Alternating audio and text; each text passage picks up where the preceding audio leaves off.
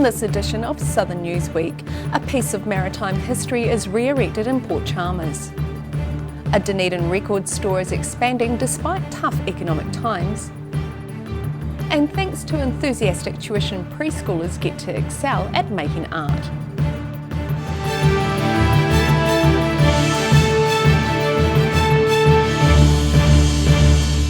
Kia ora, good evening, I'm Melissa Barton. An archaic piece of maritime history was recently refitted above Port Chalmers. The rebuilt time bull was craned up onto its mast as the fruition of 3 years planning and fundraising by local history buffs. Engineers were busy at Port Chalmers last week installing the new time ball on Flagstaff Lookout. While it's now obsolete technology, back in the late 1800s, ship's captains were able to synchronise their chronometers by watching the ball drop at exactly 1 p.m. Back in the old days, there used to be a timekeeper who'd come out and actually literally winch the thing up by hand, and in most cases winch it up by hand, and at a certain point you literally let the rope go and the thing would literally drop at 1 o'clock. So you literally undo the rope and go, no, 1 o'clock, boom.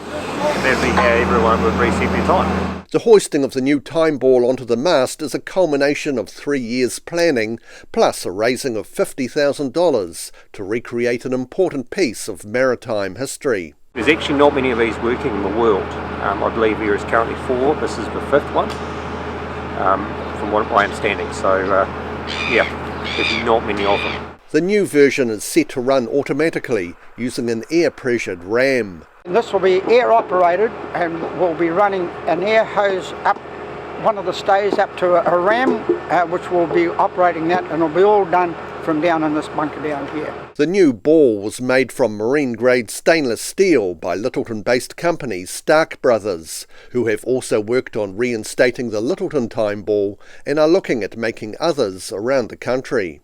Beautiful project to be involved with, and it's a community part of its history, and when you originally consider that without these it wasn't possible to navigate around the world, let alone around the country, so it's quite impressive.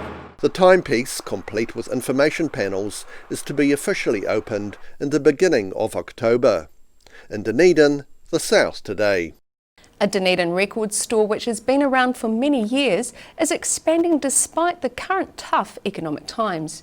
With many businesses suffering or closing due to the fallout from COVID-19, Relics in St Andrew Street is set to open a new shop, offering a compatible range of products. From 4-track recordings of early 1980s bands which commercial radio wouldn't play, to top-of-the-range handmade hi-fi systems, it appears the Dunedin sound has changed. Beginning with high-fidelity records several years ago, Dunedin's Relics Records is opening a sister branch selling hi-fi stereo systems. The woman at the helm of the venture says there have been hurdles, including COVID-19. The way that the world operated before COVID is not how it operates now. So you used to be able to rely on, shipping arriving at certain times, or people being able to say that if it was in such and so many weeks, it would be so many weeks. Irene Hundleby says it's taken years to coordinate and months to prepare the premises and stock. Hundleby's partner in life and business, Dave James, says it's reminding him of the first stereo system he bought. It took me back to when I was 18, the day I turned 18 and could get my own hire purchase without my parents' permission. I went to the stereo shop and I bought a big stereo. And now everyone else has that opportunity.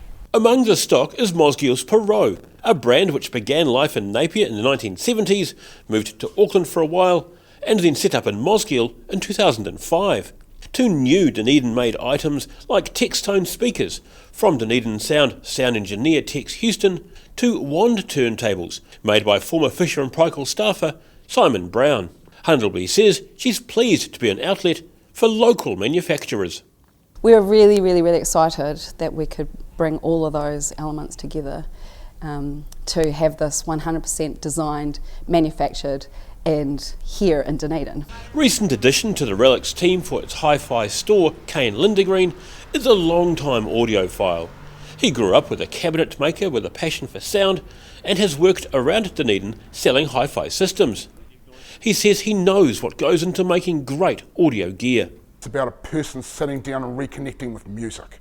You know, you can't fake a laugh, you can't fake goosebumps, you can't fake tears. And if you sit down and listen to a piece of music and you start getting goosebumps, or heaven help me, start crying, and I've seen that happen with proper hi-fi systems and Nick Cave's song, you start crying, you know that you've taken away the system and it's just the music, which is what we're aiming for, right? In Dunedin, the South Today.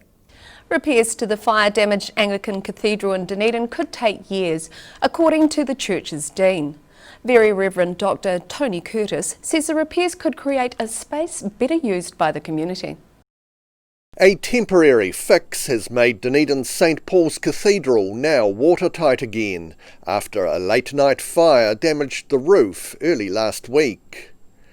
The cathedral's dean, the Very Reverend Dr. Tony Curtis, says it's going to take quite a while to repair both the roof and the water-damaged interior. Our team are continually sort of meeting with the insurance assessors and all the people who'll be involved. But I think we're probably looking at the best part of a year to do the design work and demolishing and rebuilding of the roof. So we'll enclose the new part of the cathedral in a protective tent. We'll build up the scaffolding at that end, sort of cordon that end off so we can carry on worshipping. Well, we've got to think about Christmas and all kinds of things we've got coming up to celebrate. The fire happened just after a $150,000 restoration of the cathedral had been completed. And Curtis says the extra repairs required downstairs could create a better space for the community to use. There's been quite a bit of damage, so we've got to do the work anyway. So we hope some good can come out of this and we'll produce a really good space for everyone to use. Last Sunday, parishioners were able to meet at the nearby Roman Catholic Cathedral, but Curtis is hopeful services will resume at St Paul's this Sunday. This week we're focusing on being ready for our 10 o'clock service this coming Sunday. We'll have Evensong at 6 as well, and then we'll be back into our full range of services. There might be a little bit of furniture rearrangement to do from time to time. A fire investigator says last week's fire does not appear to have been suspicious. In Dunedin, the South Today. More than 100 artworks created by preschool artists went on public display this week. Called Garden of Wonders, the exhibition is children's art inspired by close encounters with the Dunedin Botanic Garden. This exhibition of astonishingly advanced art by Dunedin preschoolers is currently on display in the foyer at the Dunedin College of Education. Dunedin visual artist and preschool teacher Rod Eales attributes the success of her pupils' work to the sharing of her enthusiasm for art. The biggest trick is probably my own passion. You don't have to be a great artist to do that. You have to generate an interest, you have to motivate, and you have to set challenges, because children love challenges. They love something different all the time, but linking back to what, you've got to keep the momentum going. And then they'll come back every day, day after day, week after week. The children are currently at a preschool centre called Early Childhood on Stafford and were taken on field trips to places such as the Botanic Garden for inspiration. There was a little fountain there and there was a maze and those flowers in the maze. I've been doing it for about 17 years, taking children's interests and allowing them to explore and learn and develop their interests in both art and their subject matter for extended periods of time, say 3 months up to 6 months at a time. Eales says the process of getting great art out of youngsters is not much different to teaching adults, as it all comes down to motivating her pupils. I teach adults as well, so it's the same process, except you've got to talk to them in a wee bit of a different way, and the language is a lot simpler. But essentially, you're doing the same thing, only you're doing it in a play kind of way. You're making it fun. You don't make it sit down and learn about tone and learn about colour. You're learning about a subject and you're doing it together as a group. The exhibition is on display at the College of Education until mid-September. In Dunedin, the South Today. Still to come up after the break on Southern Newsweek. A Waitati public toilet is in the running for New Zealand's best loo, and school pupils practice with wearing masks in the classroom. So see you after the break.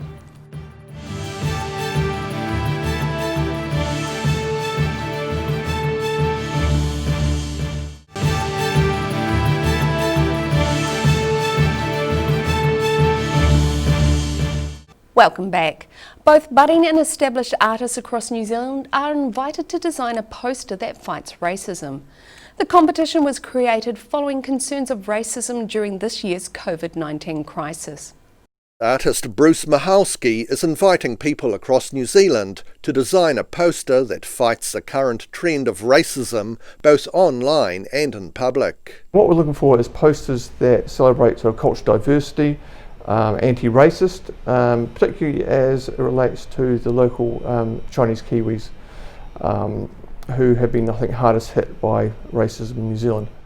There are 3 categories in the competition: juniors, for those between 13 and 17 years of age, and adults as either beginners or established artists.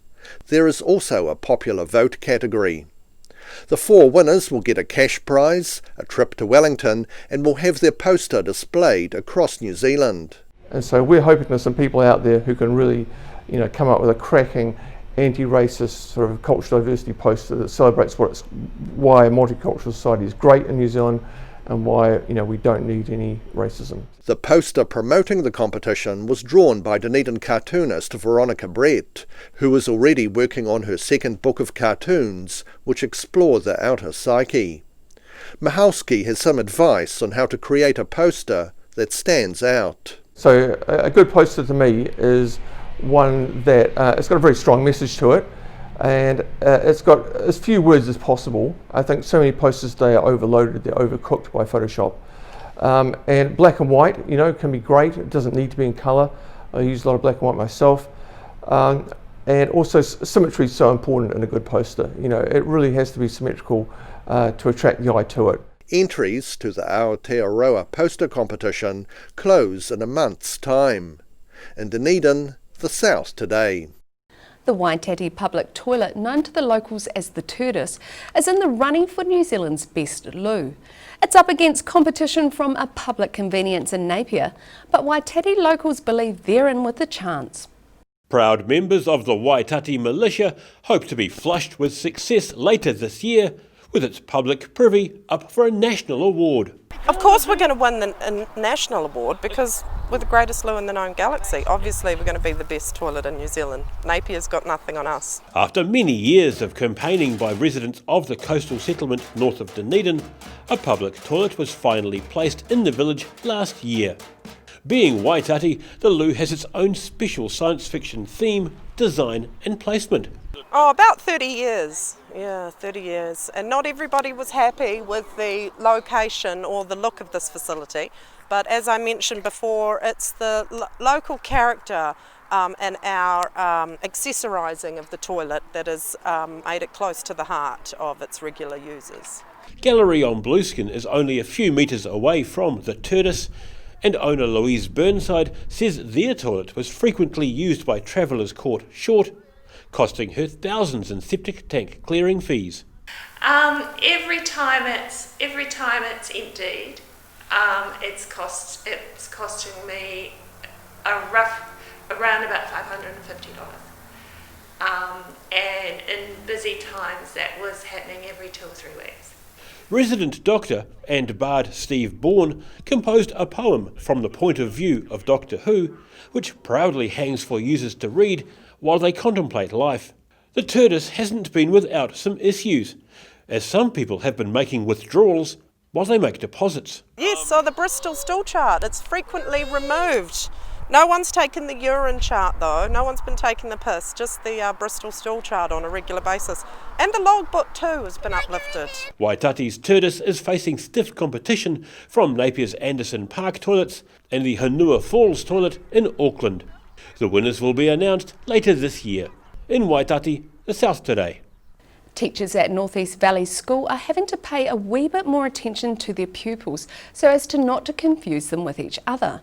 Each Monday the school has been holding Mask Mondays in an effort to normalise the wearing of face masks, so people who need to wear them don't feel out of place.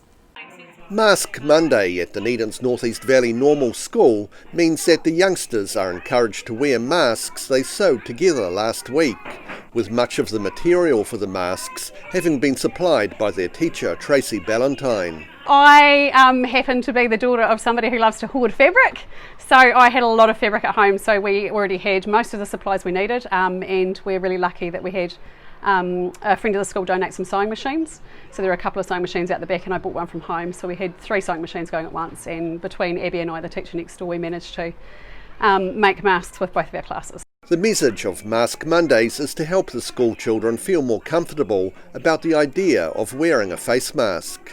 The kids quite like them, I think. I think some of them like them because they've made them. The ones we made at school tend to make more of an appearance than the ones they've got at home or the ones that they have bought.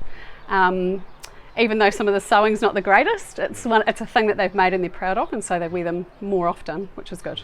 But Ballantine says the message behind the masks is also one of public health. One of our parents is quite involved in the promotion of wearing masks. She's a pathologist and has done a lot of research into the wearing of masks, and there's been a lot of research into the fact that it prevents you from sharing your germs with somebody else and somebody else sharing their germs with you, and anything at the moment we can do to make our kids feel safe, and something simple as wearing a mask, we're all up for at the moment.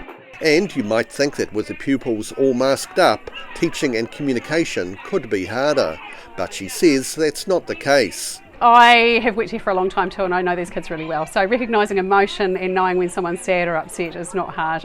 You can see most of that from here up. So, New Zealand's Director General of Health, Dr. Ashley Bloomfield, says one of the benefits of homemade masks is that they can be washed and reused. In Dunedin, the South Today.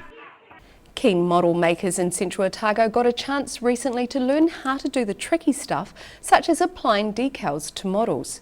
The weekend workshop was organised by the Central Otago Model Society, whose creations will be on display at the Alexandra Blossom Festival.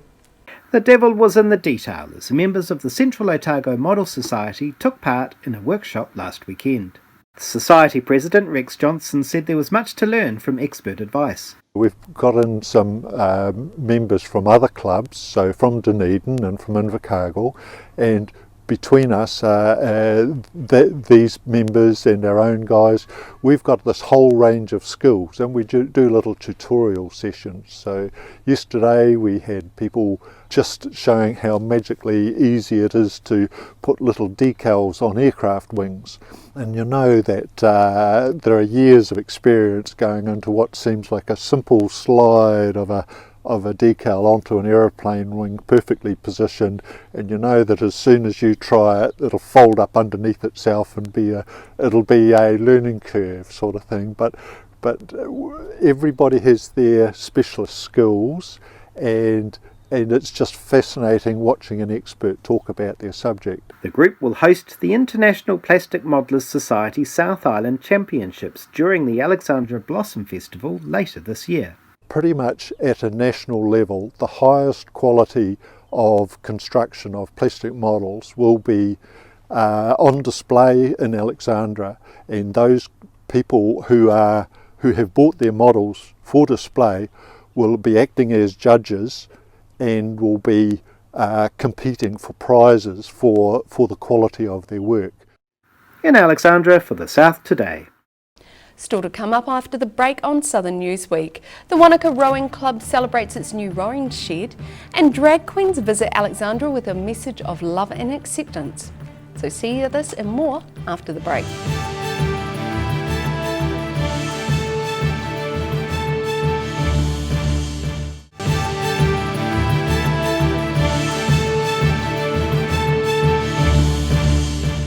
Thanks for staying with us. Wanaka's Rowing Club new facilities were officially opened last weekend on the edge of Lake Wanaka. The club now has an array of boats housed in its new $2 million water sports building, completed late last year. Tēnā koutou ki te atua. About 80 people attended the official opening of the Wanaka Rowing Club's new $2 million water sports building in Roy's Bay on Sunday. Club supporter Dave Varney says having the new building on the lakefront will be a huge boost for young people getting into rowing in Wanaka. When we're over the road there, I mean, that's what put a lot of the, particularly smaller kids off, getting the boats over here, over that road, just a nightmare. So the fact that you can just come down here and launch straight away, and huge, it's a definite attraction. While Varney did a lot of rowing as a youngster, he hasn't enjoyed much rowing on the lake he's lived beside since moving here in 1994. In the middle of the night, I'd wake up and I'd be rowing. I lived over the lake, and I just thought it's time I got back into rowing. So I bought myself a skiff, and then not long after I bought that, I ended up smashing my shoulder up. So the skiff went into the garage, and that was the end of it. Then, 13 years ago, the Galloway family became instrumental in starting the Wanaka Rowing Club by asking Varney if their daughter Georgina, who had done some rowing while boarding in Dunedin, could borrow his unused rowboat. I was still interested in rowing, and then Mum got wind of that Dave Varney had a rowboat, and it all started from there. Early mornings, and I'd never rowed in a single before until I came up here. And then did a lot of single sculling up here, and combined with Sasha Bruce later on. We did a double, and that was quite successful, but you can learn a lot more in the small boats because it's you. If you go in the drink, then it was because you buggered something up. Recently winning an award for architecture, the new building houses an array of boats, from single scull to eights. In Wanaka, the South Today. The Otago Museum is to open another dinosaur-themed exhibition in October. Titled Dinosaur Revolution, the show features animatronic dinosaurs based on recent paleontological discoveries in China. The Otago Museum can't wait for dinosaurs to come back to the building, with a new exhibition starting in October, and some of the staff are already dressing up in costume. Shanaya Allan, who is the lead designer of Dinosaur Revolution, says these costume dinosaurs will also be popping out now and then once the exhibition opens. Those fluffy, friendly dinosaurs, they'll be out and about again. They'll be at the Dino Disco dancing with the kids and popping up during the exhibition. However, the actual exhibition will feature life-size replicas based on those found recently in China, and it'll be a step up from the Permian Monsters animatronic dinosaur exhibition of 3 years ago. This one's definitely better. We've got 4 animatronics, and so there's a life-size dinosaurs, and they look pretty cool. There's a 7-metre long T-Rex, which I'm sure is going to be the star of the show. Dunedin will be the show's only South Island destination, and Allan says it might be a challenge for the museum staff to assemble the displays in the 1 week allocated before the show opens. So it comes to us, we get given all the details and some photos, and then it's all a bit of fun trying to put it all together. Due to COVID, we actually will be installing it on our own, so that'll be a bit tricky, and we might be doing some Zoom calls with the creators overseas, and they'll be telling us how to put all the animatronics together and how to lay it all out properly. Along with staff occasionally dressed up as these cuddly dinosaurs, there'll be a number of other paleontological events for both young and old during the 4 months of the exhibition. It's all going to be great for kids. The animatronics are going to be awesome. Kids are going to love it. So we're also doing some fossil hunting and having paleontologists come in. It's going to be talks for adults and fun things for kids. Dinosaur Revolution opens at the beginning of October with both adult and children's tickets at $10 per person. In Dunedin, the South Today. Cromwell youth were given a sprinkling of the diversity rainbow when 2 drag queens visited the local youth centre last week. The pair have been touring the country meeting groups and sharing their message of love and acceptance. Cromwell youth were given a sprinkling of the diversity rainbow with a visit by Taranaki drag queens Coco and Erica. The pair from New Plymouth have been touring the country sharing their message of equality. It's just to spread some fabulosity around, pretty much. You know, it's quite hard for people who might be a little bit different to feel like that they can be okay to be different. So it's about acceptance, it's about self-confidence, it's about just being your unique self and embracing it, really. About 24 young people met with the drag queens, asking questions including where they found their dresses, plus more serious topics including sexuality and acceptance. I've been doing musical theatre for a very long time, and that's where my love for drag actually was created. I used to do things like Kinky Boots, Priscilla Queen of the Desert. I'm currently doing Rocky Horror Show, and those kinds of camp aspects of theatre really struck a chord with me. And I think, why not do drag? It's fun, it's for everyone, it's not hurting anyone. It just adds a little bit more sparkle to your life. In Cromwell for the South Today.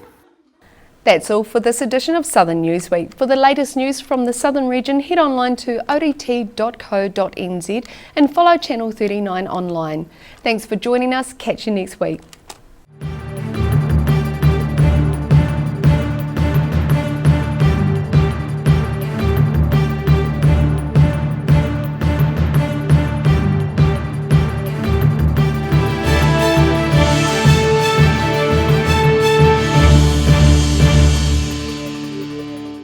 Supporting local content so you can see more of New Zealand on air.